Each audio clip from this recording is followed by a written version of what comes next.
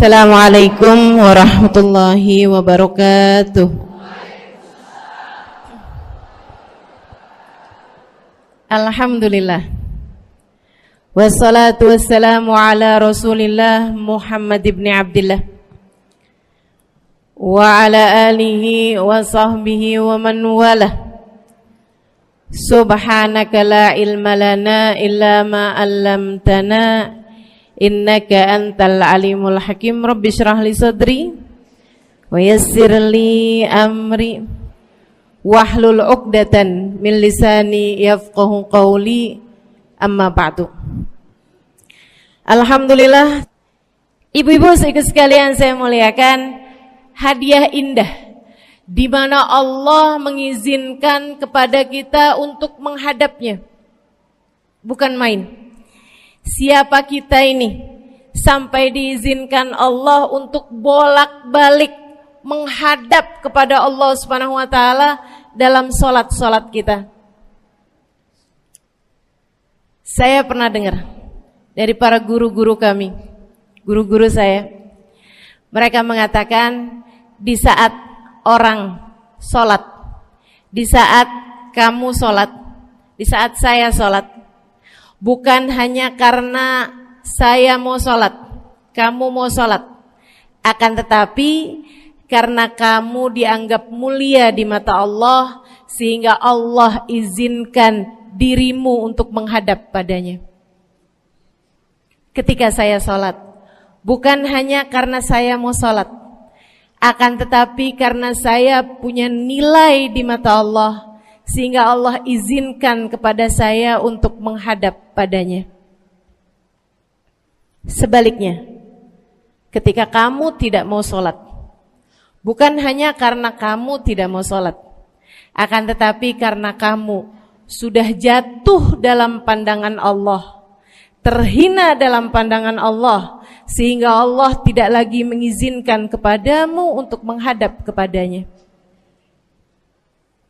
Ketika seseorang tidak sholat, bukan hanya karena dia tidak mau sholat, akan tetapi karena ia sudah tidak lagi bernilai di mata Allah, sehingga Allah tidak izinkan dia untuk menghadap padanya. Teman-teman, saudariku sekalian yang saya muliakan, kalau bicara tentang sholat nih teman-teman, ada 4 tingkatan, ada 4 kelas. Untuk kamu melihat sholatmu sudah ada di kelas yang mana? Kalau saya boleh bilang kelas teratasnya nih kelas bisnis, oke lah ya. Kelas bawahnya lagi kelas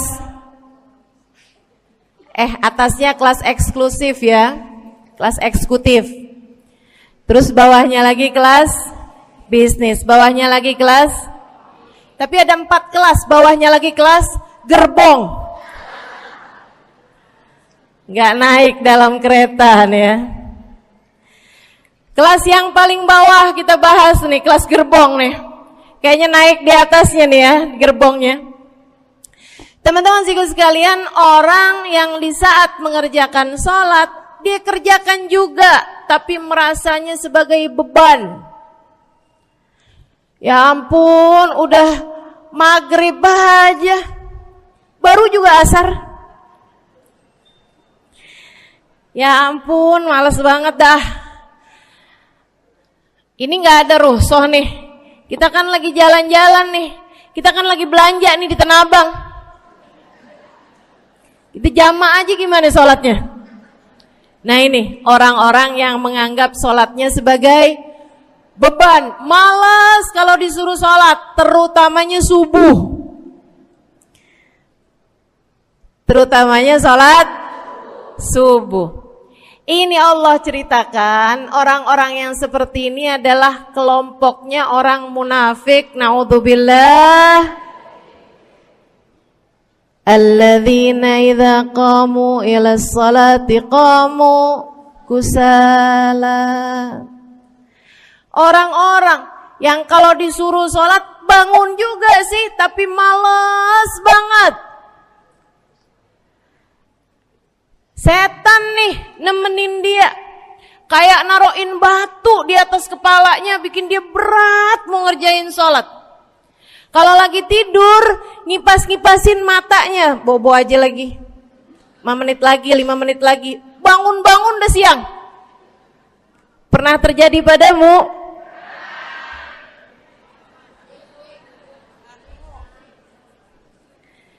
Jemur kunut. Bu, yang dijemur tuh jemuran aja, cucian aja. Jangan sampai jemur kunut. Kunutnya dijemur ya. Ketika ada seseorang yang disampaikan kepada Nabi Muhammad bahwasanya orang itu tidak bangun kecuali sesudah azan subuh, artinya enggak tahajud, artinya enggak bangun di sepertiga malam terakhir, bangunnya sesudah azan subuh. Nabi mengatakan padanya tentang orang itu, Nabi bilang pada para sahabatnya, inna syaitan bala fi udhunih, itu adalah orang yang telinganya dikencingin sama setan. Pada pernah dikencingin setan? Kalau bangunnya habis adzan tuh dikencingin setan. Kalau bangunnya udah terbit matahari dikencingin siapa kira-kira? Insyaallah.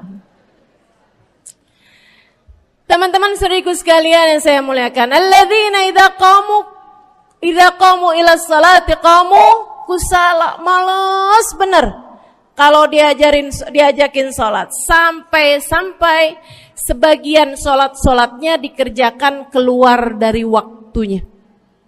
Yang seperti ini masuk dalam firman Allah Subhanahu wa taala, a'udzubillahi minasyaitonir rajim, fawailul lil musallin alladzina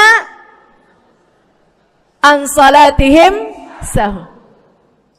Fawailul lil musallin alladzina hum an salatihim sahun. Celaka orang-orang yang salat. Kenapa kok orang salat celaka ya Allah? Sebab mereka an salatihim sahun, melalaikan salat mereka. Apa maksudnya melalaikan? Imam Sayyidina Ibnu Abbas dalam salah satu tafsir beliau mengatakan alladzina yuakhiruna an waqtiha au yuqaddimuha ila ghairi waqtiha. Orang-orang yang mengakhirkan salat sampai keluar dari waktunya atau memajukannya sebelum waktunya. Mau pergi ke Tanah Abang nih, jam 11. Ntar kita ribet nih urusan sholat duhur. Dah sholatin sekarang aja. Ini orang-orang yang fawailul lil musallin. Bu, sesibuk apapun dirimu, jangan pernah ninggal sholat. Bu, lagi ngerjain perkara penting apapun kamu, jangan pernah mengakhirkan sholat. Jangan pernah mengeluarkan sholat dari waktunya. Kenapa gitu?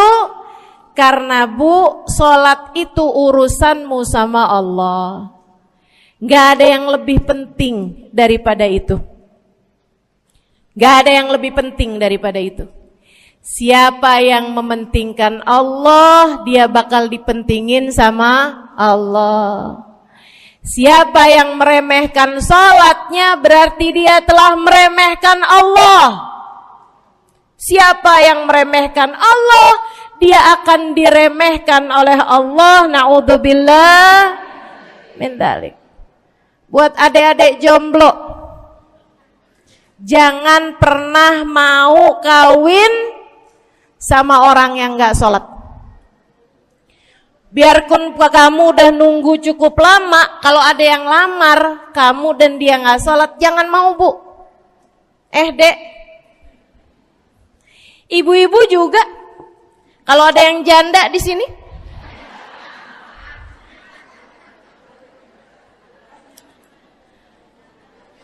terus ada yang lamar kamu, Walaupun di garasinya ada kijang,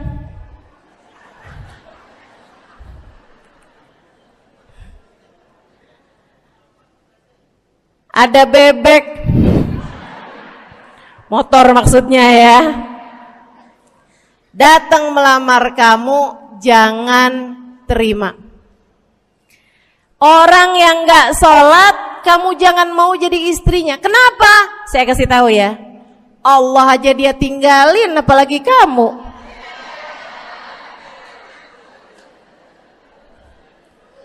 Allah aja dia tinggalin. Siapa yang tidak berguna baginya peringatan Allah, maka tidak akan berguna baginya peringatan dari siapapun. Tapi dia mencintai saya, Ustazah. Dia mencintai saya cinta mati katanya. Sekarang tungguin setahun 2 tahun, cintanya hilang, tinggal matinya. Tapi dia mencintai saya luar biasa, Ustazah. Dia tak sanggup hidup tanpa saya. Itu namanya cinta monyet. Tungguin 2 tahun, cintanya hilang, tinggal.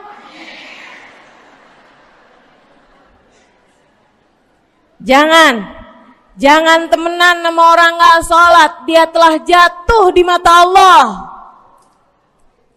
Maka kita pun belajar buat jadi orang-orang yang terus mendaki, terus meraih rahmatnya Allah, terus belajar buat jadi salah satu orang yang dipandang dengan rahmat oleh Allah SWT.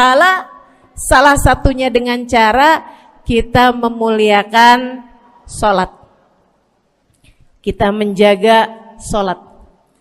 Jagain sholatnya, jangan masuk kelompok orang yang tadi itu sholatnya menjadi beban. Ini kelompok paling bawah nih. Naik ke kelas ekonomi. Tadi begitu ya? Kelas ekonomi, orang-orang yang sholatnya menjadi sebuah kewajiban. Dia kerjain, dia tahu itu wajib, dia gak akan tinggalin. Tapi sama halnya dengan kewajiban-kewajiban yang lain. Kita nih kalau mikirnya kewajiban, Bu, kalau nggak diwajibin lagi seneng. Betul nggak? Masih ada kayak beratnya gitu ngerjain sholat. Orang yang sholatnya dianggap sebagai kewajiban. Kayak anak-anak sekolah tuh, wajib pakai seragam, wajib ngerjain PR. Kalau 1 hari, besok enggak wajib pakai seragam. Ada enggak ya pakai seragam? Enggak ada. Enggak ada. Enggak ada yang besoknya dia pakai seragam, terus tanyain, "Kenapa kamu tetap pakai seragam?" Abisnya saya suka sama seragamnya. Enggak ada. Karena mereka menganggap pakai seragamnya adalah kewajiban. Sekolahnya sebagai kewajiban. Jadi giliran besok libur anak-anak, hore gitu. Ada orang-orang yang sholatnya dianggap sebagai kewajiban. Nggak ada yang nambah kalau kewajiban tuh. Sholat sunnah boro-boro. Sholat wajib aja kalau bisa dibikin sesingkat mungkin akan dilaksanakan dengan cara yang sesingkat-singkatnya.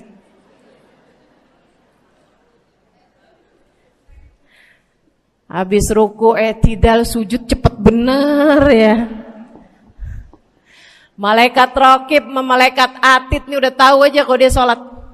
Habis ghairil maghdubi alaihim waladdallin. Malaikat atid bilang sama malaikat raqib, kulhu, catat kulhu udah pasti.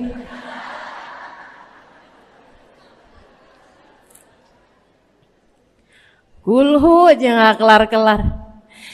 Teman-teman saudaraku sekalian yang saya muliakan, sholatnya dianggap sebagai sebuah kewajiban. Nggak nambah dengan sunnah, namanya wajib.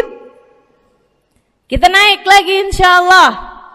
Sholatnya kita naikkan dari yang kewajiban kita naik menjadi kelas bisnis, sholatnya sebagai sebuah kebutuhan.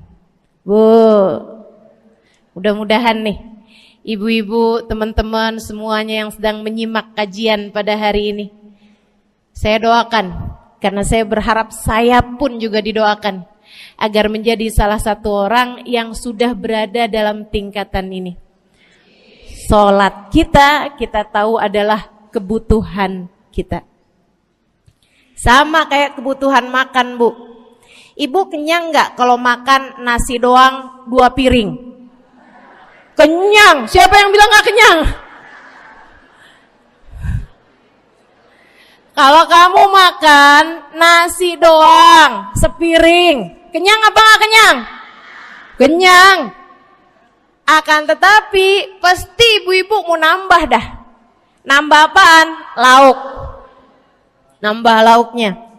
Ada ikan asin, ada sayur asem, langsung pada lapar nih. Ada sambal, Masya Allah, ada tempe goreng. Udah ibu ya, tetangga lewat kagak nyadar. Masya Allah. Teman-teman saudara sekalian, kita nambah, bahkan udah kenyang pun kita masih cari lagi tambahan. Makanan apa nih yang bisa kita makan? Karena kita tahu makan adalah sebuah kebutuhan kita. Kita perlu sama makan. Kita butuh sama makan. Maka demikian pula dengan orang-orang yang sholatnya sudah dia tahu adalah sebagai sebuah kebutuhan. Cukup sih duhur 4 rakaat, dia nambah. Ada qobliyahnya, ada ba'diyahnya. Jam-jam 9 pagi nggak ada sholat wajib sih, tapi pengen ngemil, ya Bu ya, dengan cara kerjain sholat duha. Malam-malam abisnya isya, ampun mau tidur, ingat katanya Nabi, pesannya kepada Sayyidina Abu Hurairah, wasani habibi, kata Abu Hurairah, an utir qabla an anam. Kekasih saya Nabi besar Muhammad, kata Abu Hurairah, kasih pesan pada saya untuk jangan tidur sebelum sholat witir. Jadi habis kelar sholat isya langsung sambung sama witirnya.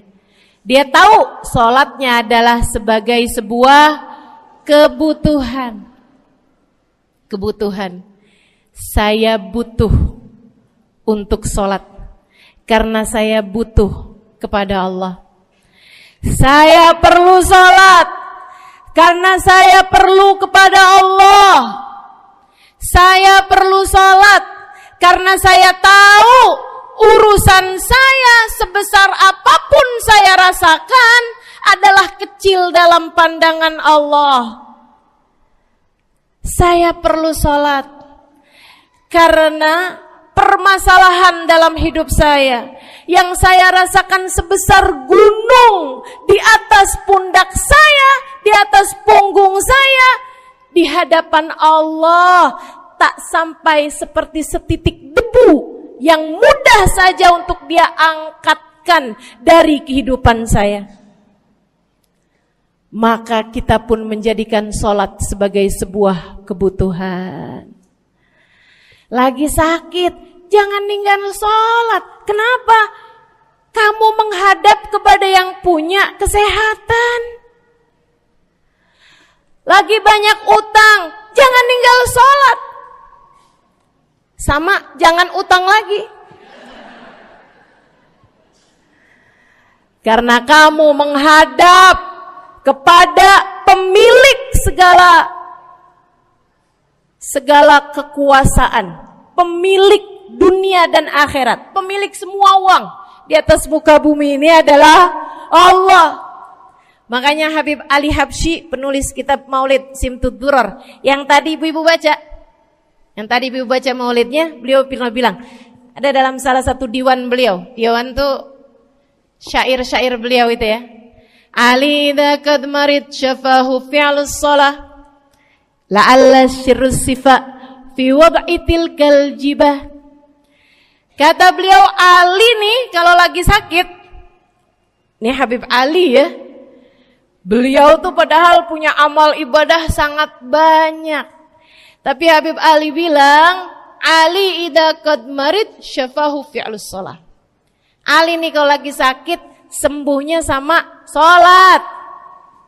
Sembuhnya sama sholat. La'alla sirrus sifa. Rasa-rasanya memang Allah letakkan rahasia kesembuhan ada pada fi wad'i tilkal jibah, terletakkannya jabhah kita, dahi kita di tempat sujud. Di sana semua permasalahan-permasalahan dalam hidupmu menjadi ringan. Saat kamu meletakkan dahimu di tempat sujud, kamu berbisik lirih kepada Allah, akan tetapi suaramu didengar sama yang punya arsy. Akan tetapi suara bisikanmu didengar segenap malaikat-malaikat yang ada di atas langit. Kemudian mereka mendoakanmu sehingga Allah mengatakan wasjud waqtarib, sujudlah kamu. Posisi sujudmu itu waqtarib akan membuatmu menjadi dekat dengan Allah Subhanahu wa taala. Sujudlah dan mendekatlah kepadaku, kata Allah. Agrab ma yakunul 'abd min rabbih fa huwa sajid, kata Nabi Muhammad.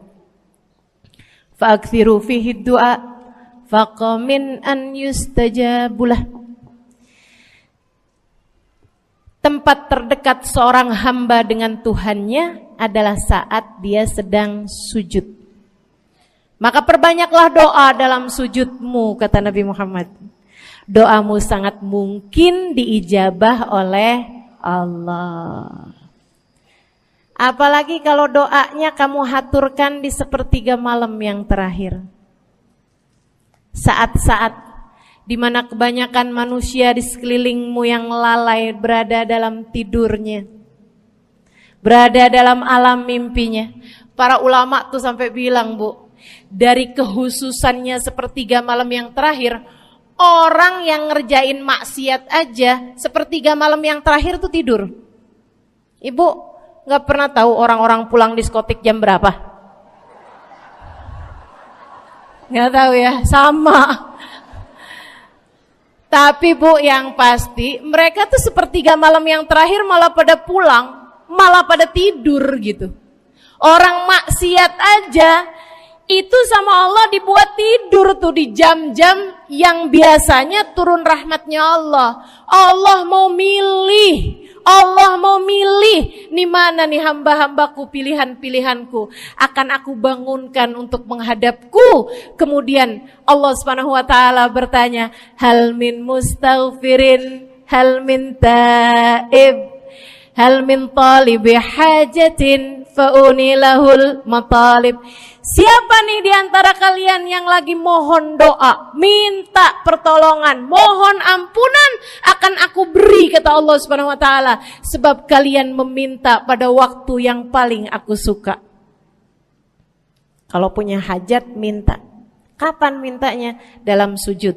Kapan sujudnya? Dalam sholatmu di sepertiga malam yang terakhir. Bu, ngelihat muka-mukanya pada punya hajat banyak-banyak nih. Gimana tahajudnya? Mudah-mudahan Allah jadikan kita salah satu di antara mereka yang menyibukkan diri di sepertiga malam yang terakhir, insyaallah. Sampai-sampai Bu ya, saya tinggal lama di kota Hadramut dulu. Orang-orang di Hadramut, orang awamnya, itu kalau mereka punya anak kecil umur 1 tahun, 2 tahun, 3 tahun tuh, punya anak bayi, balita gitu. Kalau mereka bangun di sepertiga malam yang terakhir, mereka akan membangunkan anak-anaknya walaupun buat main. Alasannya 2. Yang pertama, agar mereka terbiasa bangun di jam-jam segitu.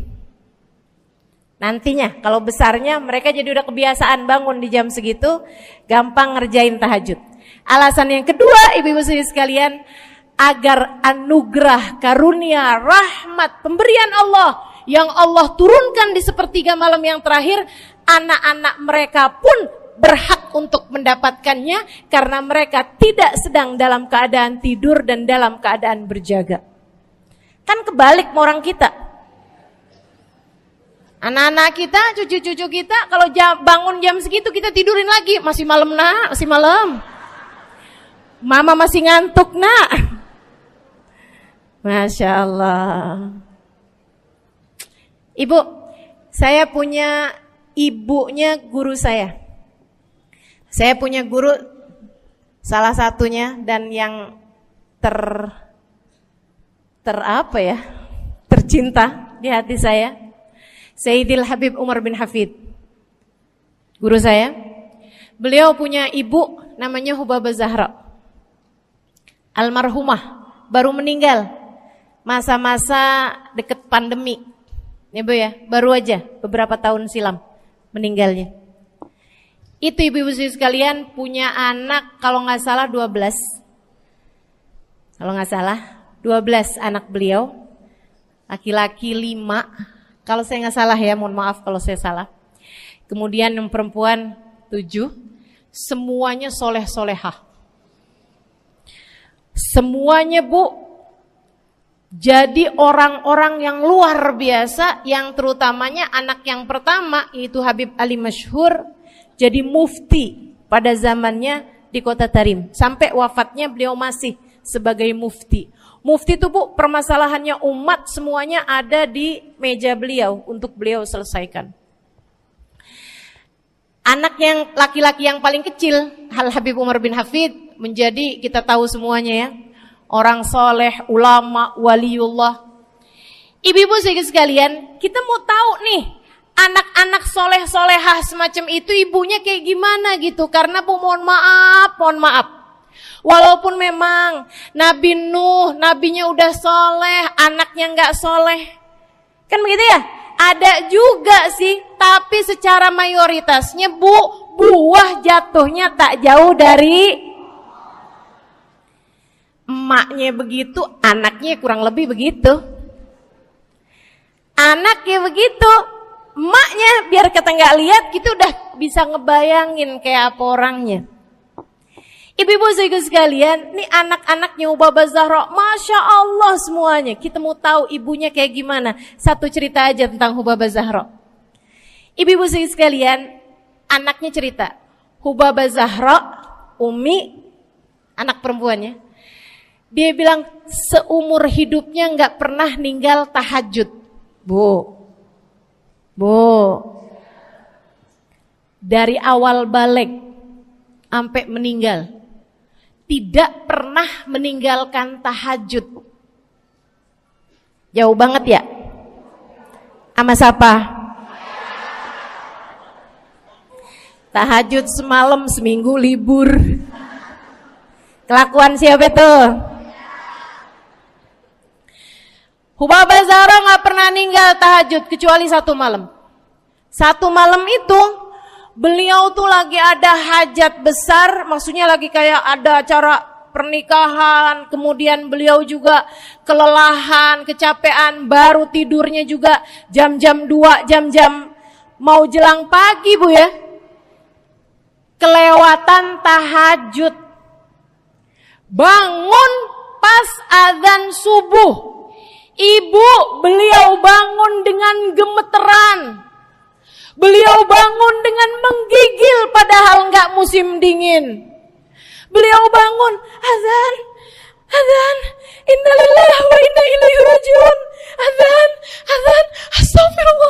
astagfirullah, ya Allah, astagfirullah, azan, ya Allah, ampuni Zahra ya Allah, ampuni Zahra ya Allah. Anaknya cerita, hari itu aku tidak pernah melihat ibuku berlelehan air mata sepanjang hari lebih daripada hari tersebut.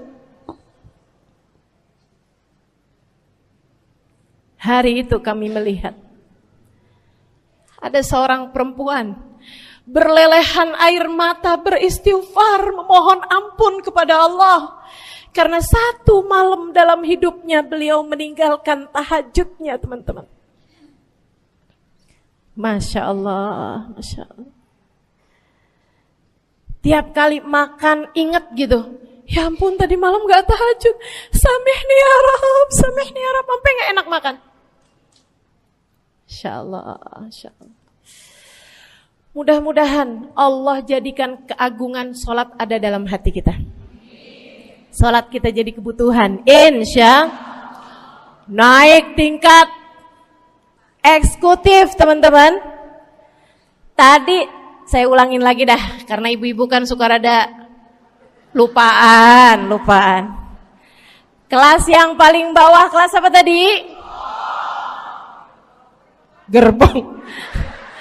Menjadikan sholatnya sebagai beban. Kelas berikutnya menjadikan sholat sebagai kewajiban. Naik lagi menjadikan sholat sebagai kebutuhan. Tingkat terakhirnya ada hamba-hamba tercinta di sisi Allah yang menjadikan sholat mereka sebagai sebuah hiburan dalam hidupnya, hobi dalam hidupnya. Diawali, dicontohkan oleh baginda kita Nabi besar Muhammad yang mengatakan dalam hadis sahihnya, wa ju'ilat qurratu aini fis shalah, wa ju'ilat qurratu aini fis shalah. Dijadikan, kata Nabi Muhammad, Allah telah dijadikan li untukku qurrat aini, kesenanganku dalam kehidupan, kebahagiaanku ada pada, hobiku ada pada as-shalah, salat. Nabi itu orang yang kesenangan beliau, hobi beliau adalah salat. Kana idza faza'ahu amrun aladha ila shalah.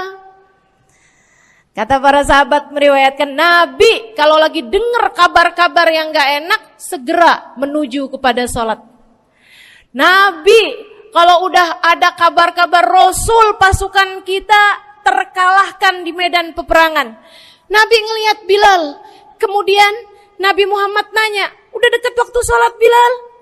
Sebentar lagi Rasul, arihni bihaya Bilal, arihni bihaya Bilal. Yuk Bilal, santaikan diri saya Bilal, tolong hibur diri saya Bilal. Segera azan dan kita akan sholat bersama-sama wahai Bilal.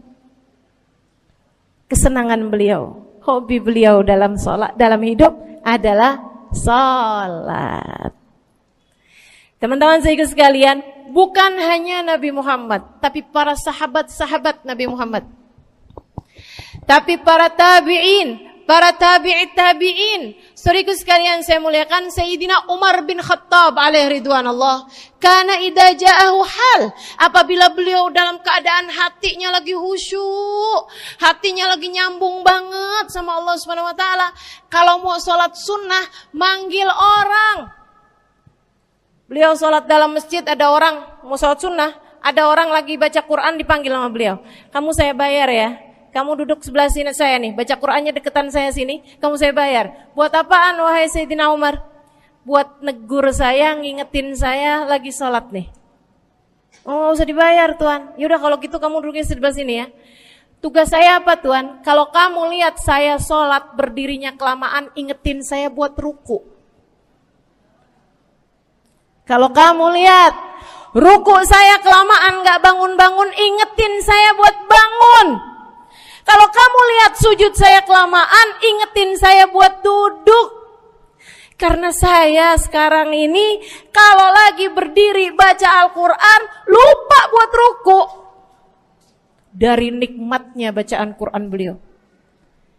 Baik Tuhan, sholat, baca Fatihah, habis itu baca Quran. Surat Al-Quran, dapat selesai satu, kok masih enak, baca lagi, masih enak lagi, baca lagi. Yang sebelah beneran nih gak ruku-ruku. Beliau berdiri kemudian bilang, Tuan ruku, gak kedengeran.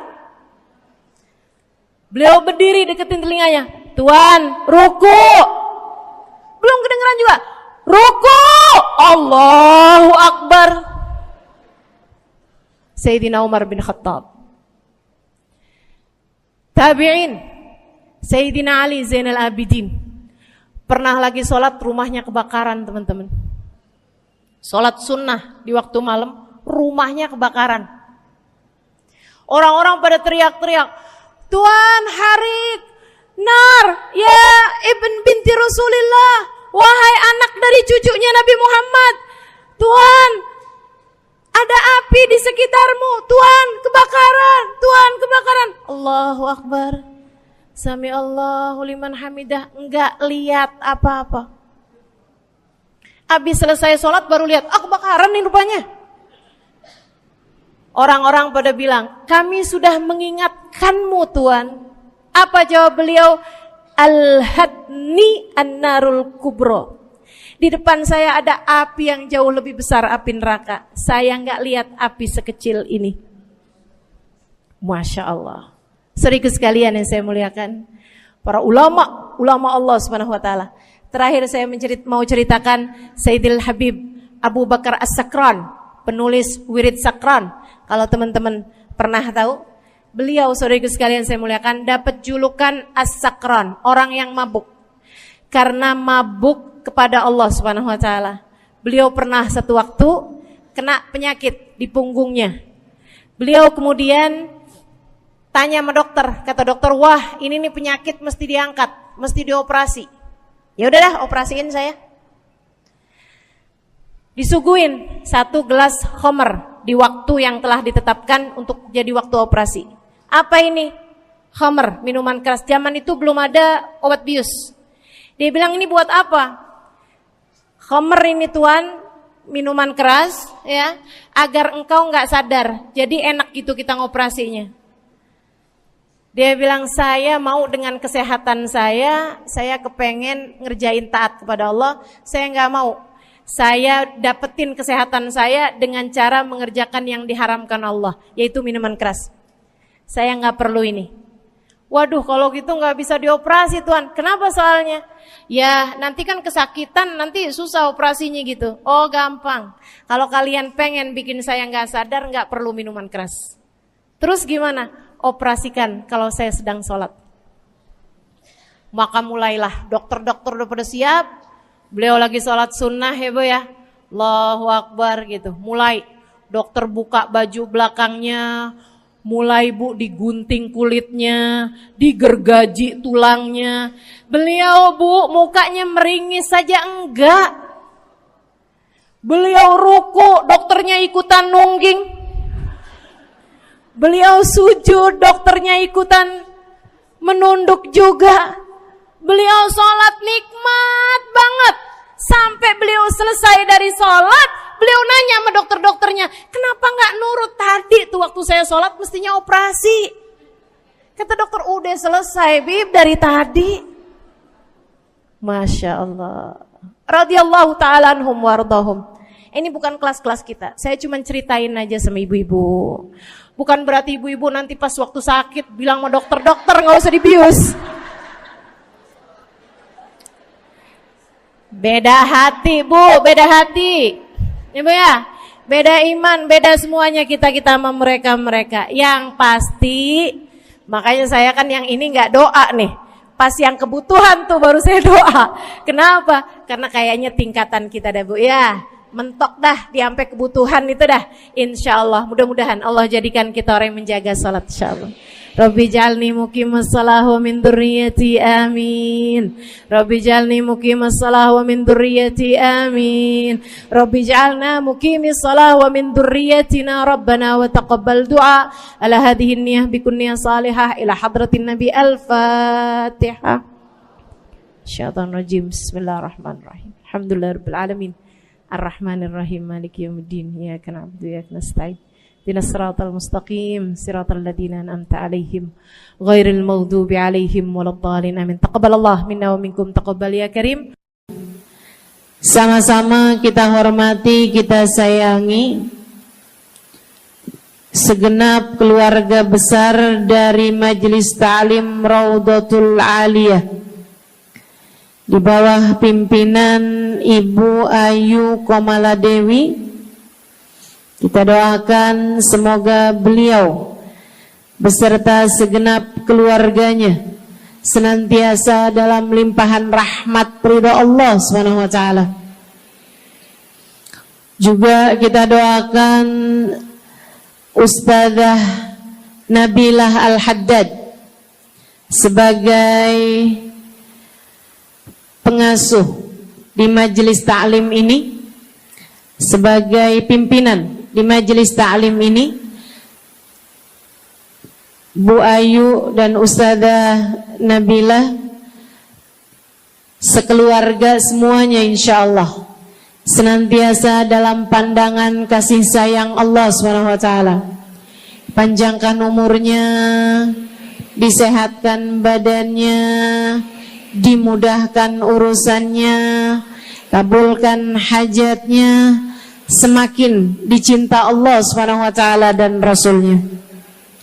Para ustadzah, para hubabah, para syarifah, para pimpinan pondok pesantren, para pimpinan majelis ta'lim, yang mudah-mudahan semuanya dalam limpahan rahmat ridha Allah SWT, serta tentu saja semua yang hadir di majelis ini, baik ibu-ibu, kakak-kakak, adik-adik, anak-anak, yang mudah-mudahan semuanya dirahmati Allah, disayang Allah, dibahagiakan Allah, diistiqomahkan jalannya menuju ridha Allah Subhanahu wa taala, insyaallah diistiqomahkan jalannya menuju surga Allah Subhanahu wa taala. Amin ya rabbal alamin. Qul amantu billah thumma istaqim, kata Nabi Muhammad sallallahu alaihi wasallam kepada seorang pemuda yang meminta nasihat, ya Rasulullah ausini, wahai Rasul tolong nasihati aku. Kita kalau ketemu orang mulia jangan minta duit, Bu. Kita kalau datang ketemu sama orang-orang yang kita tahu doanya mustajab, sangat soleh, hidupnya baik, apalagi jika dia adalah kekasih-kekasih Allah Subhanahu wa taala. Kamu kalau berjumpa dengan ulama, jangan minta sesuatu yang duniawi. Tirulah para sahabat ketika berjumpa dengan Nabi Muhammad. Biasanya mereka meminta satu dari dua hal. Yang pertama, mereka minta doa. Ida'ili ya Rasulullah, doakan aku wahai Rasul. Ibu juga gitu. Kalau ketemu sama ulama, ketemu orang soleh, ketemu kiai, ketemu habib yang kita tahu doanya mustajab, bertemu hubabah, mintalah doa.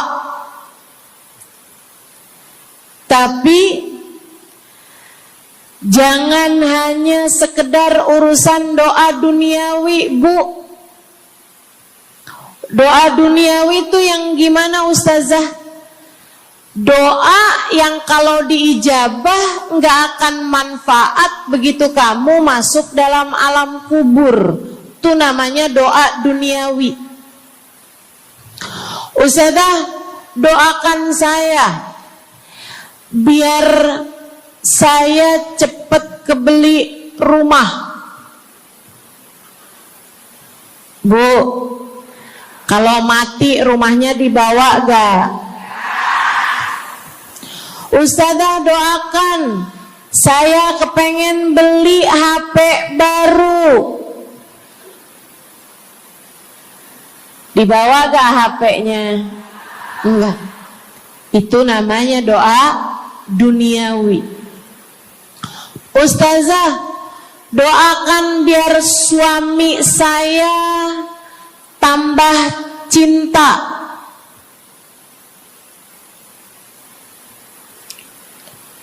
Kalau mati suaminya dibawa gak Bu?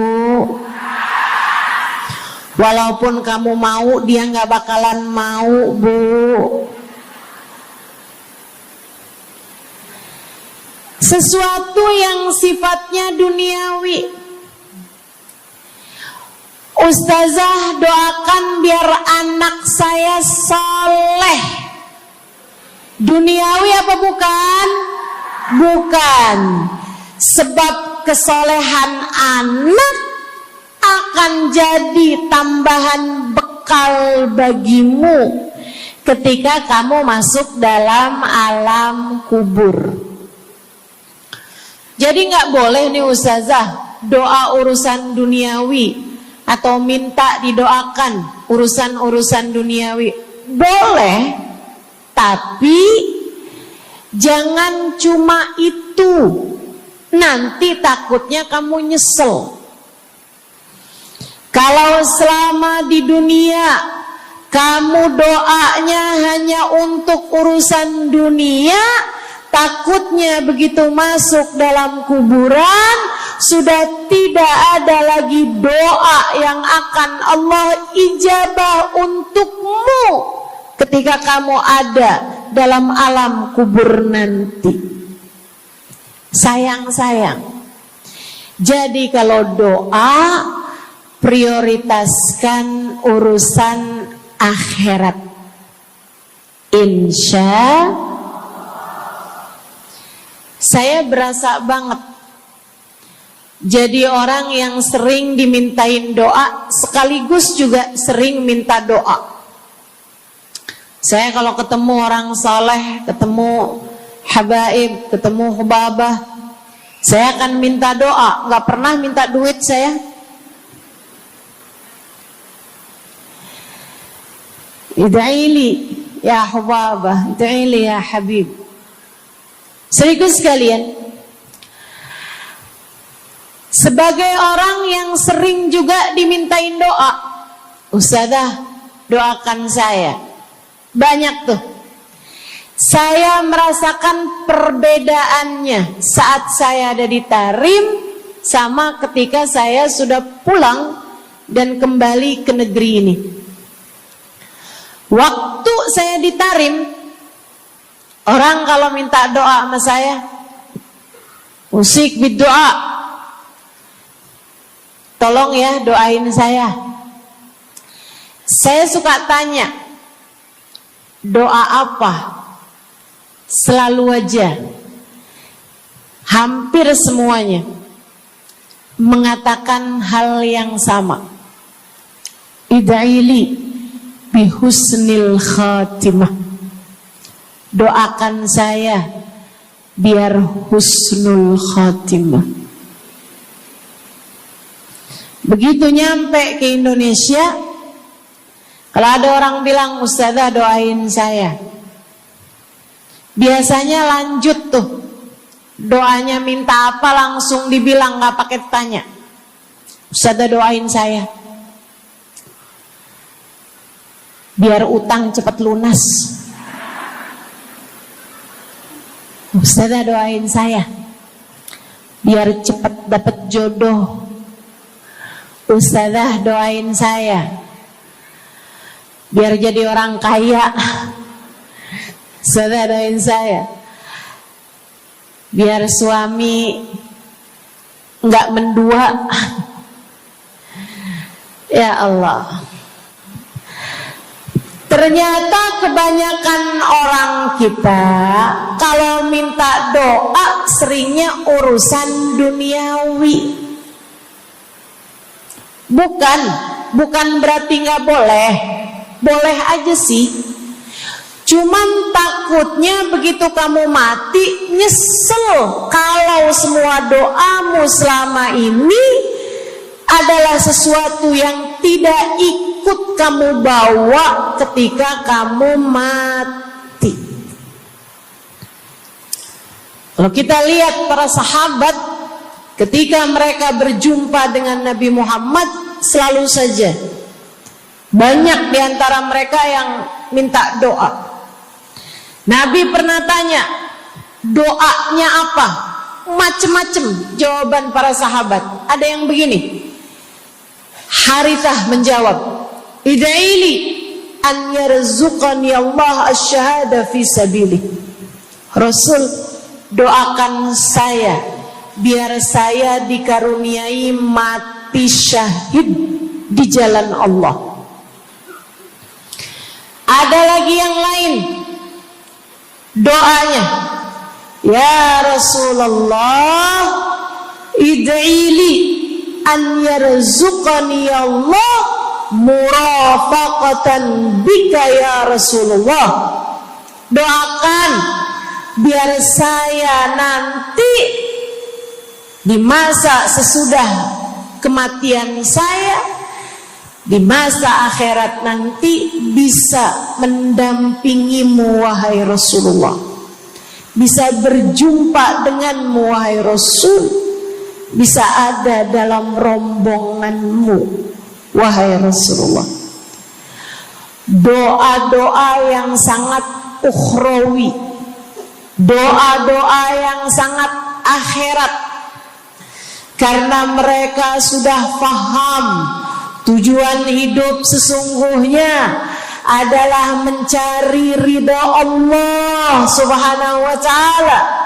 Tujuan hidup sesungguhnya adalah bergerak menuju surga Allah Subhanahu wa ta'ala.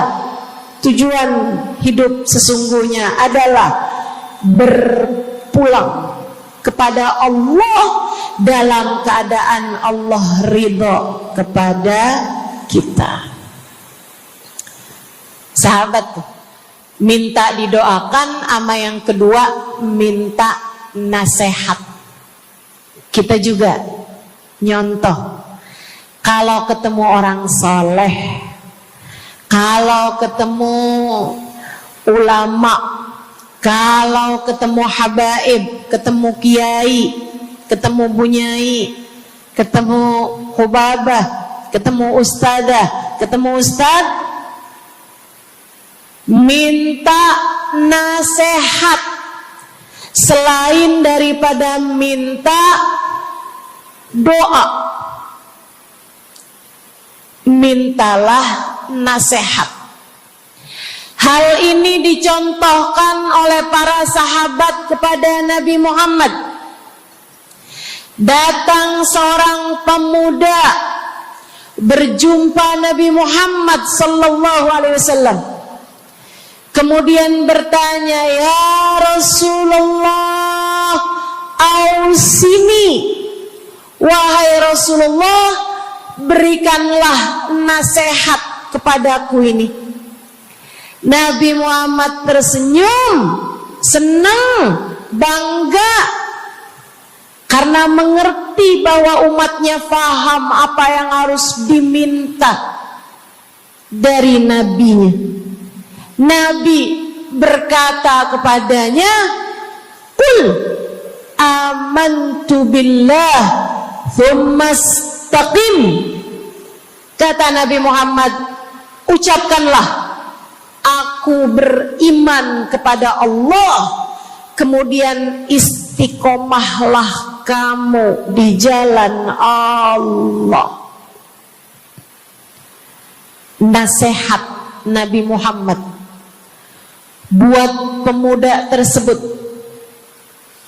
nasihat Nabi Muhammad buat pemuda-pemuda umatnya sepanjang zaman, nasihat Nabi Muhammad buat umatnya baik yang muda maupun yang tua, baik laki-laki maupun perempuan, baik yang pintar maupun yang kurang pintar.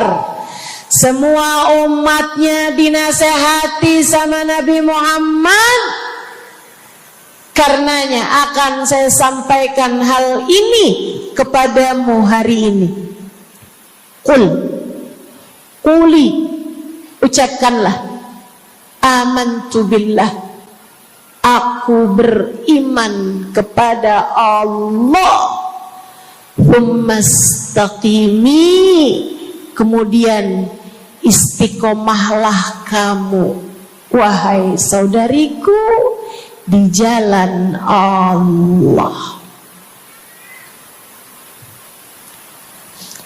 Katakanlah, aku beriman kepada Allah, kemudian istiqomahlah.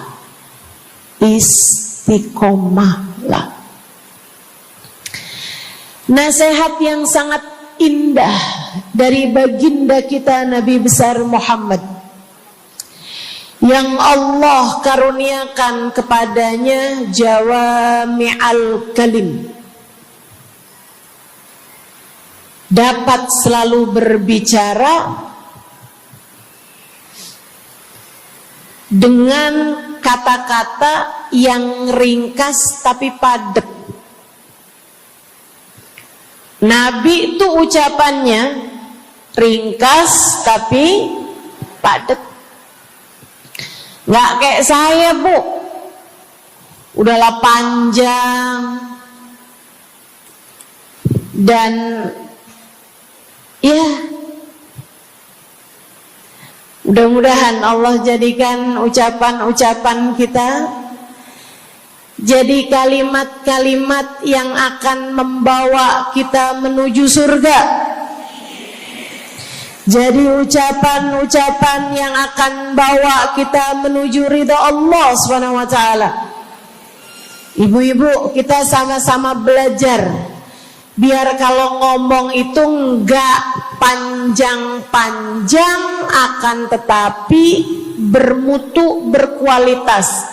Terutama Bu, ibu kalau ngomong sama anak-anak ibu, kadang-kadang panjang bener.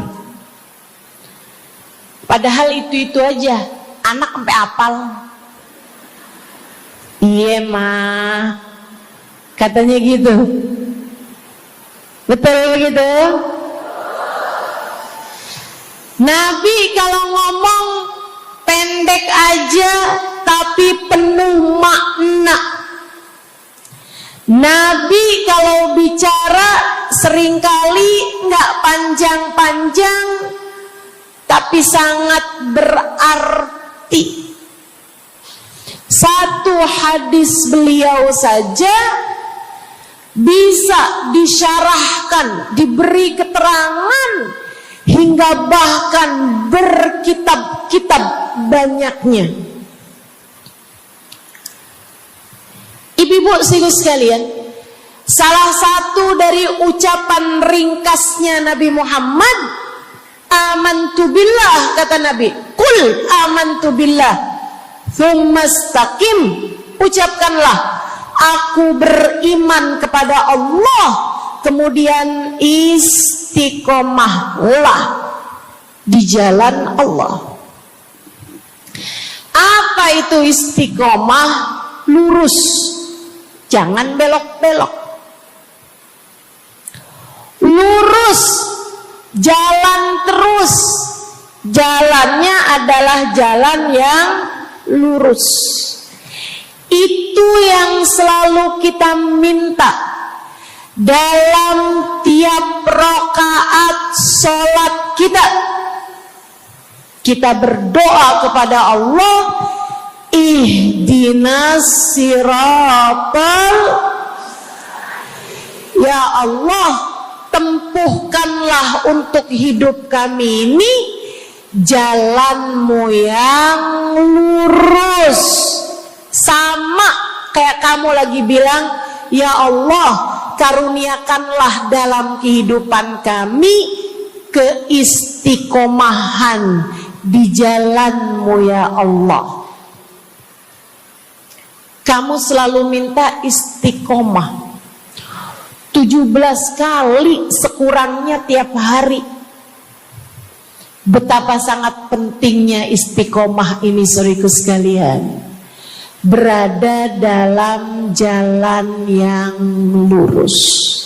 Saya mau bahas jalan lurus yang dimaksud ini apa aja. Satu, kamu harus lurus imannya. Amantu billah, aku beriman kepada Allah. Kata Nabi Muhammad sallallahu alaihi wasallam, "Qul amantu billah," ucapkanlah, aku beriman kepada Allah. Maka istiqomah tersebut yang nomor satu adalah dalam urusan keimanan. Bu, Kak, Dek, Nak, yang lurus imanmu. Iman yang lurus tuh yang gimana, Ustazah? Iman yang lurus adalah memahami dua kalimat syahadat yang menjadi pintu gerbang keimananmu. Orang kalau masuk Islam, dia jadi orang yang beriman, dia mengucapkan kalimat syahadat. Apa itu? La ilaha illallah. Yang pertama, yang kedua, Muhammad Rasulullah. Tidak ada Tuhan selain Allah. Itu harus kamu miliki dalam hatimu secara lurus, istiqomah. Gak ada Tuhan selain Allah.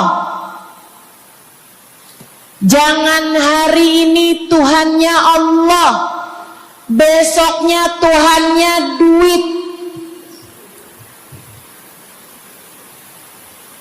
Apapun aja yang disuruh sama duit, yang ada duitnya, yang haram-haram pun diterjang. Lah kenapa begitu? Saudaraku sekalian, qul amantu billah, ucapkan, aku beriman kepada Allah, aku faham arti la ilaha illallah. Tidak ada Tuhan selain Allah. Tidak ada yang mengatur kehidupan selain Allah. Tidak ada yang memberi rezeki selain Allah. Maka berimanlah kepada Allah. Kalau ada istri bilang sama suaminya, kalau kamu nanti pulang bawa duit, ahlan wa sahlan, selamat datang. Tapi kalau kamu pulang nanti nggak bawa duit, silakan tidur di luar.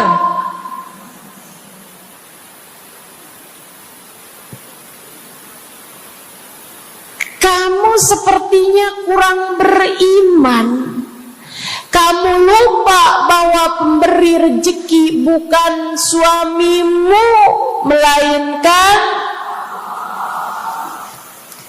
yang ngasih rezeki itu cuma satu, Bu. Namanya bukan pekerjaan, bukan atasan, bukan pemerintah. Yang ngasih rezeki cuma Allah Subhanahu wa ta'ala. Maka berimanlah atas hal itu. Jangan nyalahin si ini, nyalahin si itu. Imanmu benerin. Imanmu benerin. Banyak orang saya liatin itu suka pada repot urusan rezeki. Banyak banget. Di dunia ini nih banyak yang suka repot urusan rezeki. ngejar dunia abis-abisan, ngejar duit segala macam cara, sampai omongannya nggak jadi omongan orang beriman. Waktu dibilangin jangan nyari rejeki yang haram, cari rejeki yang halal. Jangan berani ngambil yang bukan hakmu. Dia bilang begini nih, ya ustazah nggak tahu zaman sekarang, jangankan nyari yang halal, nyari yang haram juga susah saja.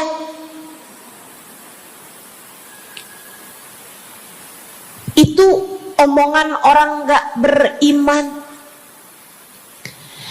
Kamu mesti ngerti dulu, kalau yang kamu minta adalah urusan rezeki, dengerin.